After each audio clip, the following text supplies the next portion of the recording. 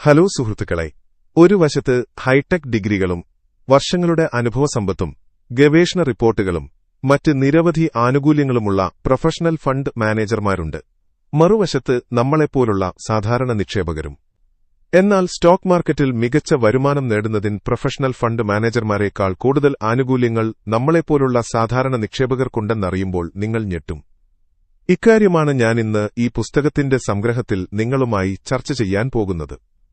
കാരണം ഞാൻ എന്റെ നിക്ഷേപയാത്ര തുടങ്ങിയപ്പോൾ എനിക്ക് അറിയേണ്ടിയിരുന്നത് നിക്ഷേപത്തിൽ എവിടെയാണ് ഏറ്റവും മികച്ച വരുമാനം ലഭിക്കുക എന്നതായിരുന്നു.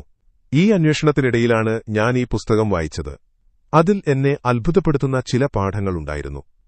അതുകൊണ്ട് ഇന്ന് ഈ വീഡിയോയിൽ ഞാൻ ഈ പുസ്തകത്തിലെ എല്ലാ പ്രധാനപ്പെട്ട പോയിന്റുകളും പങ്കുവയ്ക്കാൻ പോകുന്നു. നമുക്ക് തുടങ്ങാം.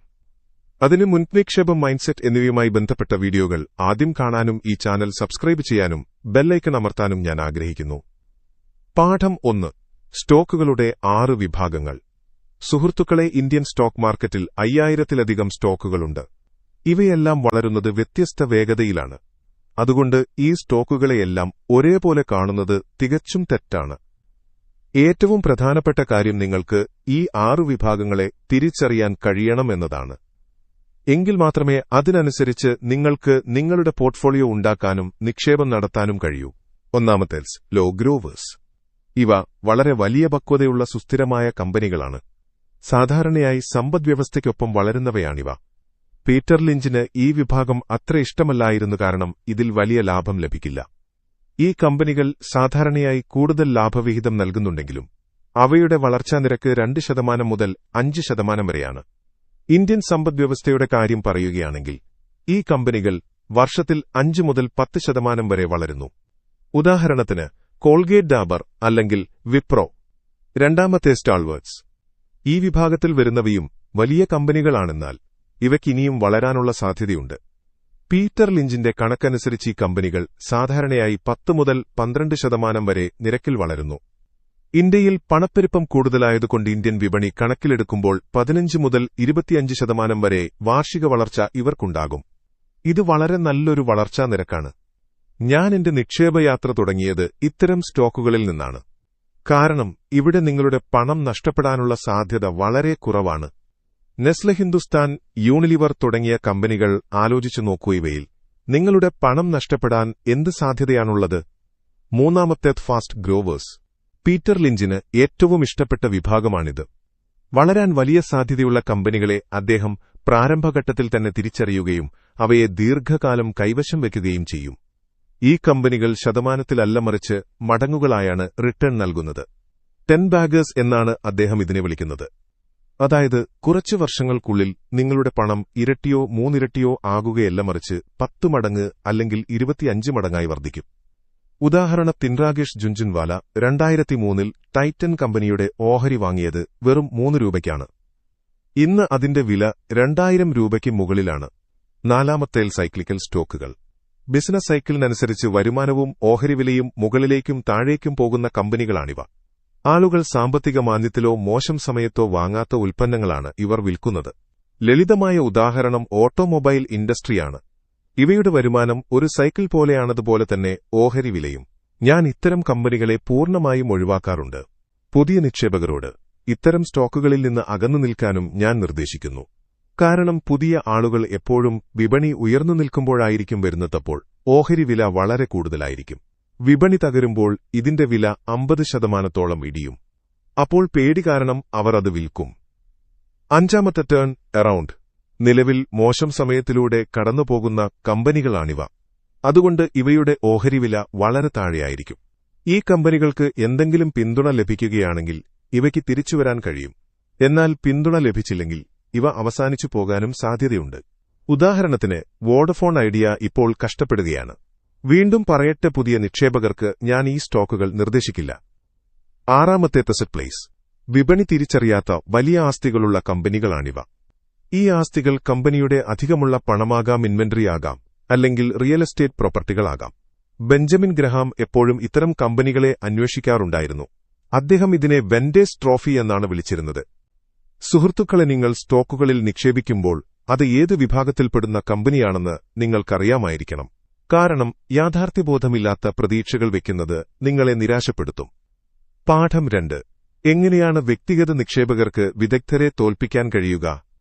ഒരു സാധാരണക്കാരന് മ്യൂച്വൽ ഫണ്ടുകളെയോ പ്രൊഫഷണലുകളെയോ എങ്ങനെ തോൽപ്പിക്കാൻ കഴിയും? നമുക്ക് നോക്കാം. ഒന്നാമത്തെ കാരണം നിയന്ത്രണങ്ങൾ. മ്യൂച്വൽ ഫണ്ടുകളിൽ ഫണ്ട് മാനേജർമാർ പിന്തുടരേണ്ട നിരവധി നിയമങ്ങളും നിയന്ത്രണങ്ങളുമുണ്ട്. കാരണം അവർ മറ്റുള്ളവരുടെ പണമാണ് കൈകാര്യം ചെയ്യുന്നത്. അതുകൊണ്ട് റെഗുലേറ്ററി ബോഡികളുടെയും കമ്പനി പോളിസികളുടെയും അടിസ്ഥാനത്തിൽ മാത്രമേ അവർക്ക് സ്റ്റോക്കുകൾ തിരഞ്ഞെടുക്കാൻ കഴിയൂ. രണ്ടാമത്തെ കാരണം വിശദീകരണം നൽകണം. അവർക്ക് അവരുടെ മേലധികാരികളെ ബോധ്യപ്പെടുത്തണം, ഗവേഷണ റിപ്പോർട്ടുകൾ എഴുതണം, അവരെ പറഞ്ഞ് സമ്മതിപ്പിക്കണം. ഓരോരുത്തർക്കും അവരുടേതായ അഭിപ്രായങ്ങളുണ്ടാകും. ഒരു അനലിസ്റ്റിന് നല്ലൊരു സ്റ്റോക്ക് കിട്ടിയാലും മാനേജർ അത് നിരസിച്ചേക്കാം. മൂന്നാമത്തെ കാരണം വലിപ്പം ഒരു പ്രശ്നമാണ്. വിപണിയിൽ 2 തരം മ്യൂച്വൽ ഫണ്ടുകളുണ്ട്, മൈനസ് പുതിയതും പഴയതും. പുതിയ ഫണ്ടുകൾക്ക് പെർഫോമൻസ് റെക്കോർഡ് ഇല്ലാത്തതുകൊണ്ട് ആളുകൾ നിക്ഷേപിക്കാൻ മടിക്കും. പഴയ ഫണ്ടുകളിലാണെങ്കിൽ ഇതിനകം ധാരാളം ആളുകൾ നിക്ഷേപിച്ചിട്ടുണ്ടാകും. ഫണ്ട് വലുതാകുമ്പോൾ മാനേജർമാർക്ക് വേഗത്തിൽ വളരുന്ന കമ്പനികളെ കണ്ടെത്തുക എന്നത് വലിയൊരു വെല്ലുവിളിയാണ്. തുടർച്ചയായി അത്തരം കമ്പനികൾ കണ്ടെത്തുന്നത് ബുദ്ധിമുട്ടാണ്. അതുകൊണ്ട് മ്യൂച്വൽ ഫണ്ടിന്റെ വലിപ്പം കൂടുമ്പോൾ മാനേജർമാർ സ്ലോ ഗ്രോവേഴ്സ് വിഭാഗത്തിലുള്ള കമ്പനികളെ വാങ്ങാൻ തുടങ്ങും. കാരണം അവരുടെ കൈവശം ആളുകളുടെ ഒരുപാട് പണമുണ്ടത് എവിടെയെങ്കിലും നിക്ഷേപിച്ചേ മതിയാകൂ. ഇനി ഒരു മാനേജർ ഒരു നല്ല ചെറിയ കമ്പനി കണ്ടെത്തിയാലും അവർക്ക് അതിൽ നിക്ഷേപിക്കാൻ കഴിയില്ല. കാരണം മ്യൂച്വൽ ഫണ്ടുകൾക്ക് ഒരു കമ്പനിയുടെ നിശ്ചിത ശതമാനത്തിലധികം, ഉദാഹരണത്തിന് 5% 10% ഓഹരികൾ വാങ്ങാൻ കഴിയില്ല. ആ കമ്പനി വലുതായി സ്ലോ ഗ്രോവർ ആകുമ്പോഴേക്കും നിക്ഷേപിക്കാനുള്ള അവസരം നഷ്ടപ്പെട്ടിട്ടുണ്ടാകും. ഇത് വിഡ്ഢിത്തമാണ്. മിക്ക ഫണ്ട് മാനേജർമാരും സ്ലോ ഗ്രോവേഴ്സിനെയാണ് തിരഞ്ഞെടുക്കുന്നത്, കാരണം അതിൽ റിസ്ക് കുറവാണ്. വാൾസ്ട്രീറ്റിൽ ഒരു ചൊല്ലുണ്ട്, IBM വാങ്ങിയതിന്റെ പേരിൽ ആർക്കും ജോലി നഷ്ടപ്പെട്ടിട്ടില്ല. കാരണം IBM പഴയതും വലുതുമായ ഒരു കമ്പനിയാണ്. ഒരു ഫണ്ട് മാനേജർ ചെറിയൊരു കമ്പനിയിൽ റിസ്ക് എടുത്ത് നിക്ഷേപിച്ച് അത് പരാജയപ്പെട്ടാൽ ആളുകൾ മാനേജരെ കുറ്റപ്പെടുത്തും. എന്നാൽ റിലയൻസ് അല്ലെങ്കിൽ TCS പോലുള്ള വലിയ കമ്പനികൾ തകർന്നാൽ ആളുകൾ പറയും, അയ്യോ അത്രയും വലിയ കമ്പനിക്ക് എന്തുപറ്റി എന്ന്. മാനേജരെ ആരും കുറ്റപ്പെടുത്തില്ല. അതുകൊണ്ട് വ്യക്തിഗത നിക്ഷേപകരായ നിങ്ങൾക്കും എനിക്കും ഇത്തരം പരിമിതികളില്ല. നമുക്ക് ആർക്കും മറുപടി നൽകേണ്ടതില്ല, നിയമങ്ങളുമില്ല. പാഠം 3. 10 അടയാളങ്ങൾ. ഇന്ത്യൻ വിപണിയിൽ ധാരാളം കമ്പനികളുണ്ട്. അനലിസ്റ്റുകൾ ഒരു പുതിയ കമ്പനിയുടെ പേര് കേൾക്കുമ്പോൾ തന്നെ അതിനെ വിലയിരുത്തുന്നു. പേരിനൊപ്പം ഗ്രീൻ എനർജി അല്ലെങ്കിൽ ആർട്ടിഫിഷ്യൽ ഇന്റലിജൻസ് എന്നിങ്ങനെയുള്ള ഫാൻസി വാക്കുകളുണ്ടെങ്കിൽ ആളുകൾ കരുതും, കൊള്ളാമല്ലോ ഈ കമ്പനി ഭാവിയിൽ നന്നായി വളരുമെന്ന്.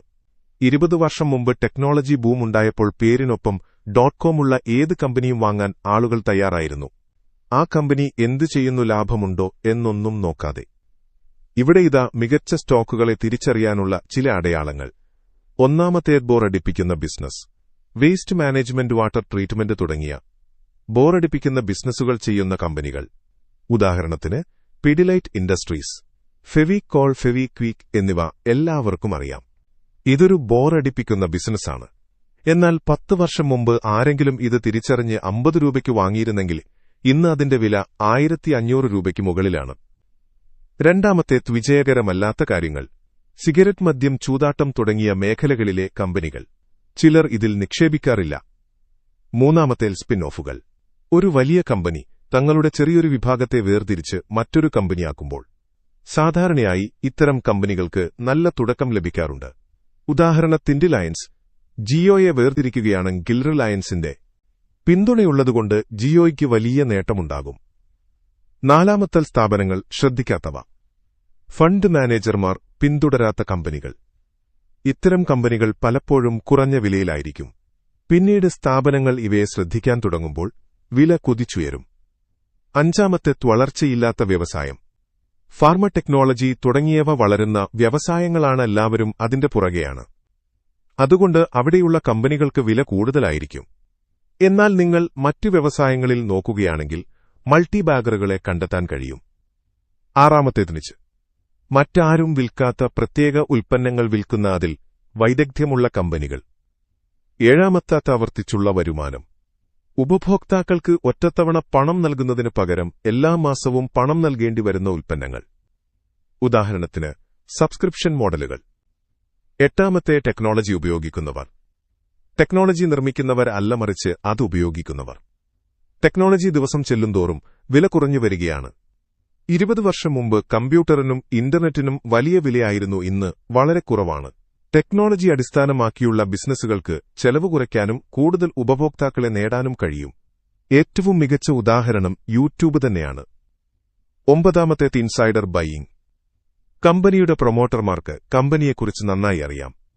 അവർ തന്നെ സ്വന്തം കമ്പനിയിൽ നിക്ഷേപിക്കുന്നുണ്ടെങ്കിൽ അത് അവരുടെ ആത്മവിശ്വാസത്തെ കാണിക്കുന്നു. അല്ലെങ്കിൽ കമ്പനി പെട്ടെന്നൊന്നും പൂട്ടിപ്പോകില്ല എന്നെങ്കിലും നമുക്ക് മനസ്സിലാക്കാം. പാഠം 4.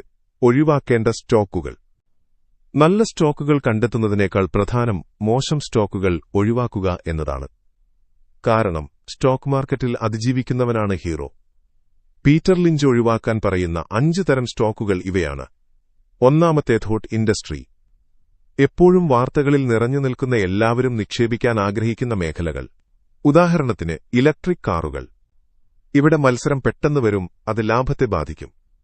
2. ഇതാണ്.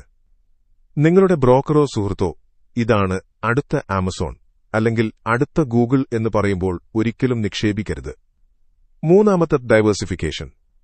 ഒരു കമ്പനി തങ്ങളുടെ പ്രധാന ബിസിനസ്സിൽ നിന്ന് മാറി തീർത്തും വ്യത്യസ്തമായ മറ്റൊരു ബിസിനസ് വാങ്ങുമ്പോൾ, ഉദാഹരണത്തിനൊരു ഭക്ഷണ കമ്പനി കളിപ്പാട്ട കമ്പനിയെ വാങ്ങുന്നത്, ഇത് ഫോക്കസ് നഷ്ടപ്പെടുന്നതിന്റെ ലക്ഷണമാണ്.